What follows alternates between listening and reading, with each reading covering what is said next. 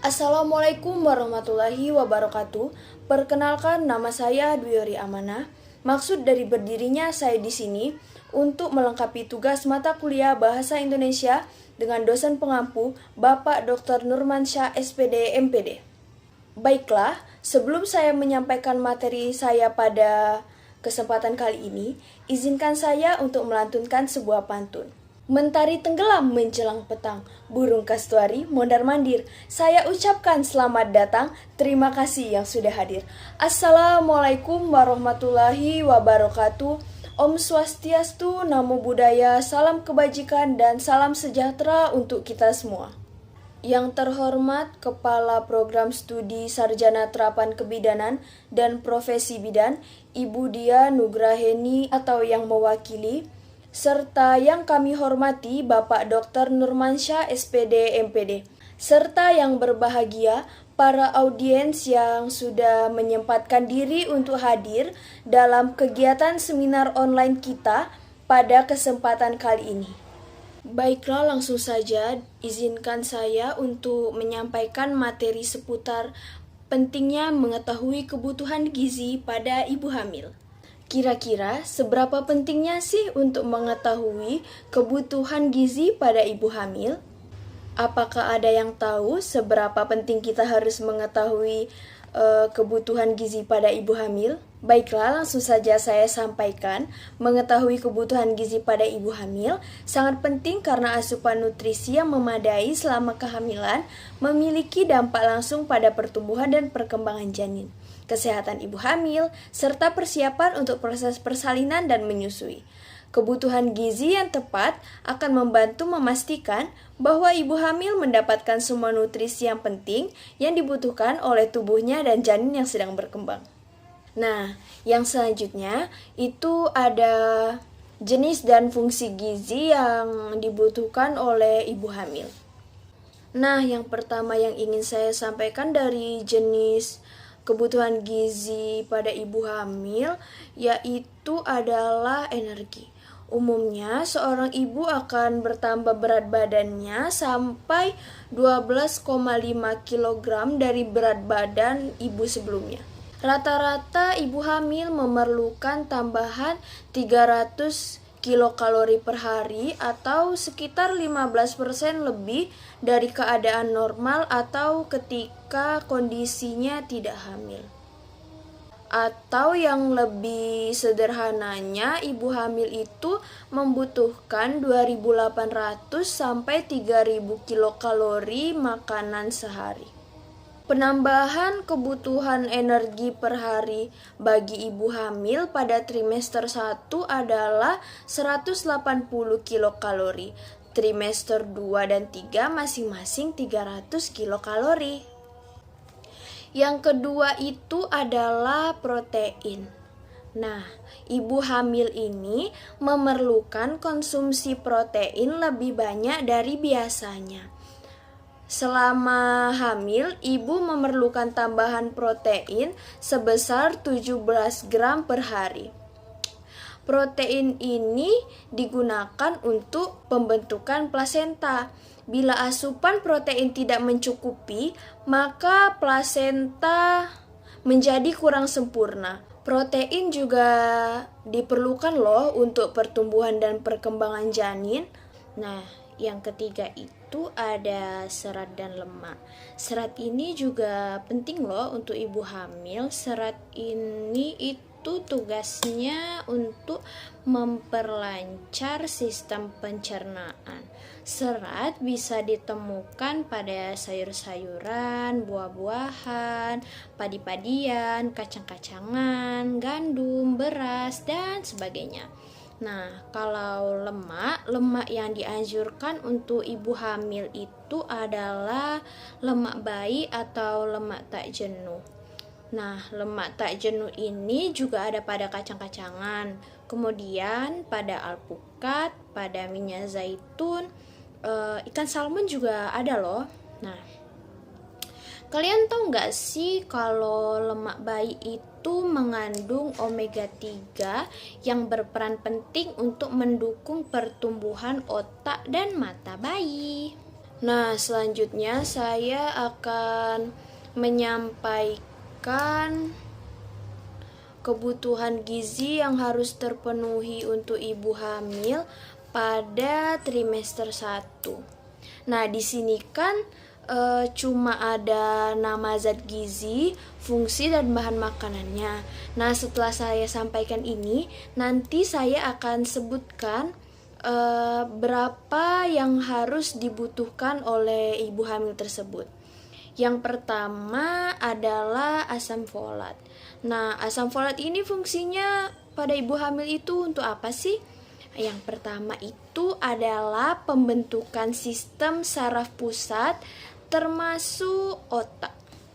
Nah, seperti yang kalian lihat, bahan makanan yang dapat ditemui zat asam folatnya itu ada pada sayur berdaun hijau, tempe, sereal, dan kacang-kacangan.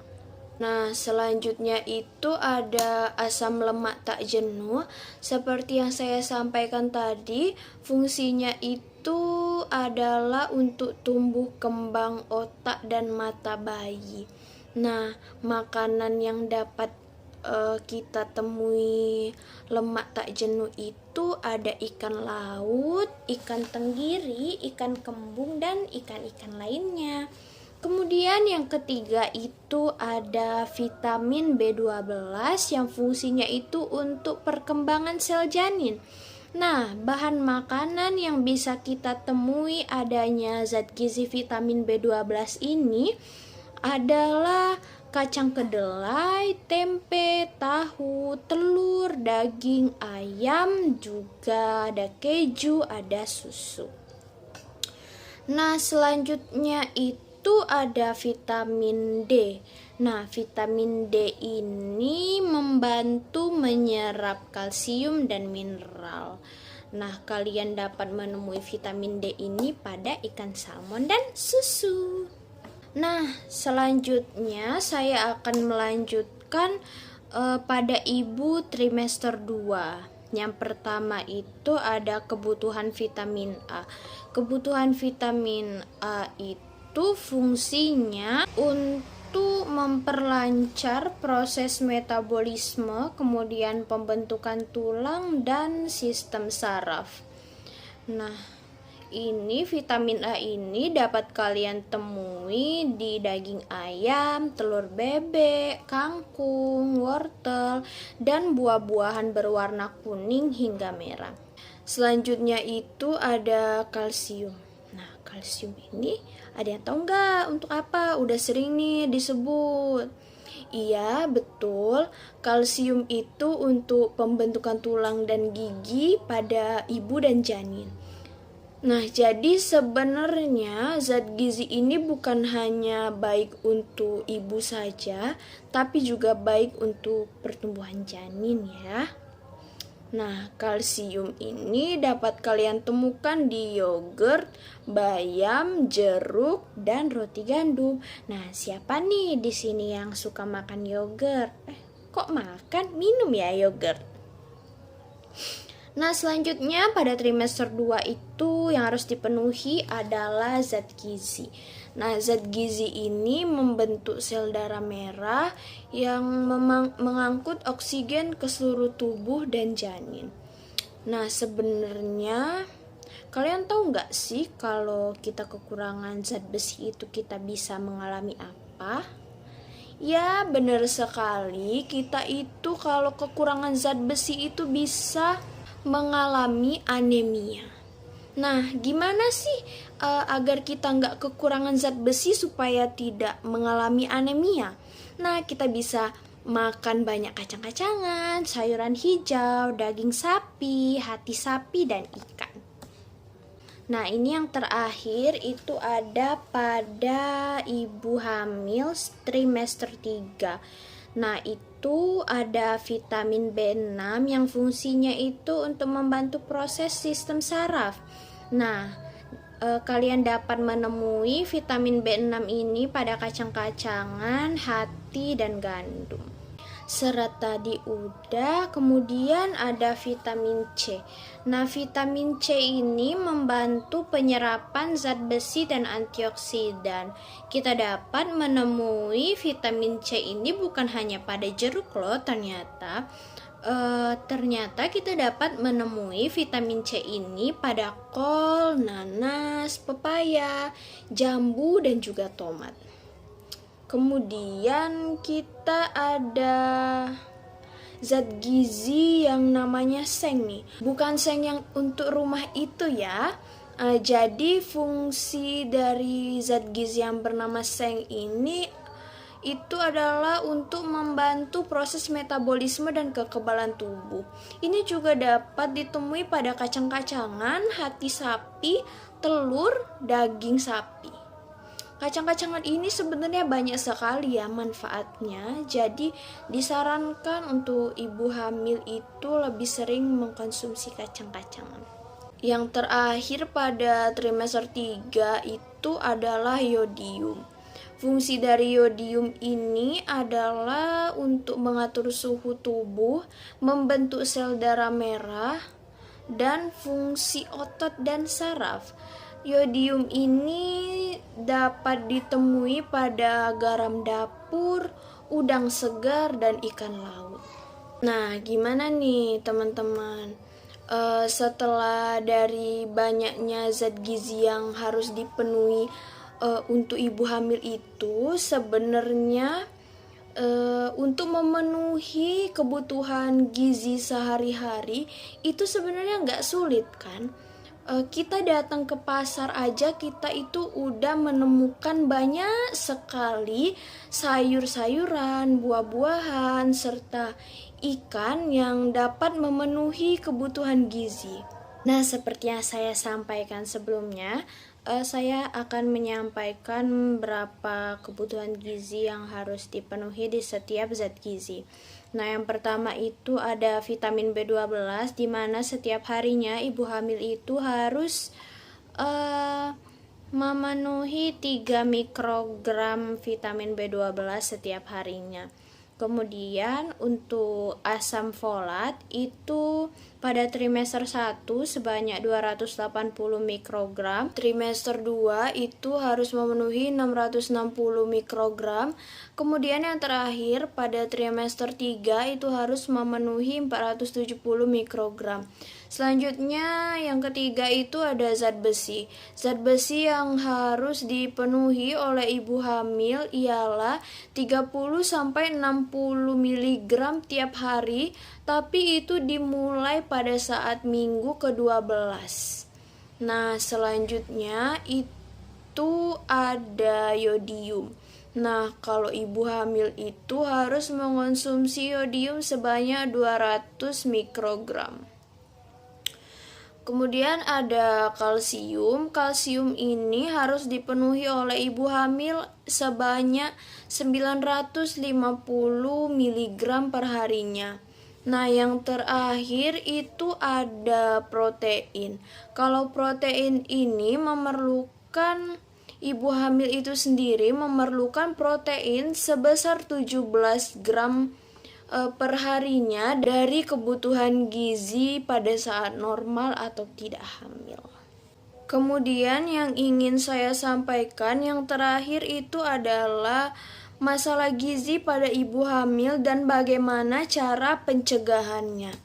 Yang pertama itu ada anemia.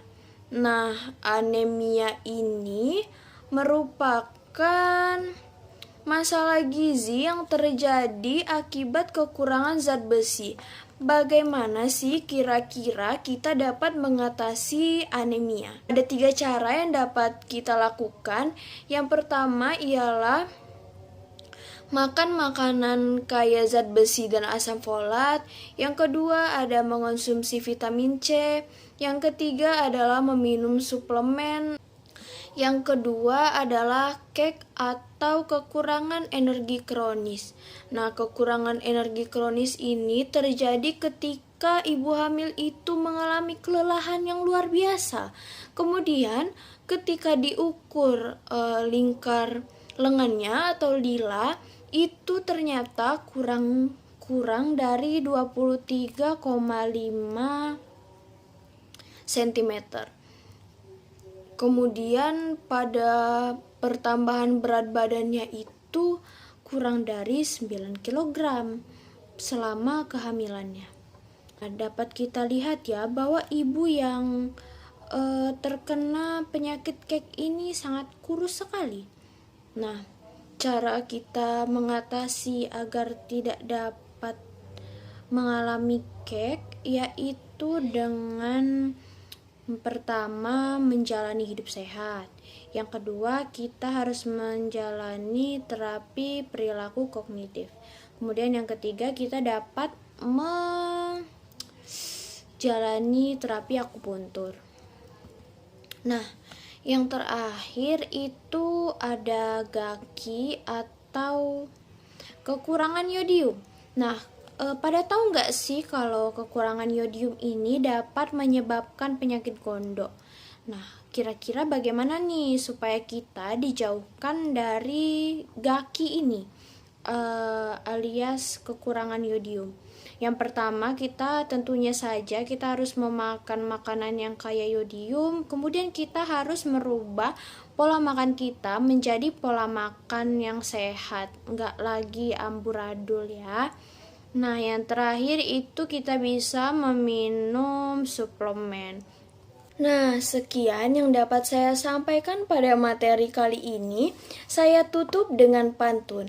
Makan nasi, bersayur kailan, lepas makan, terus bersugi. Selamat pulang hadirin sekalian, ada umur bersua lagi. Apabila ada salah kata, saya mohon maaf. Kepada Allah saya mohon ampun. Terima kasih. Wassalamualaikum warahmatullahi wabarakatuh.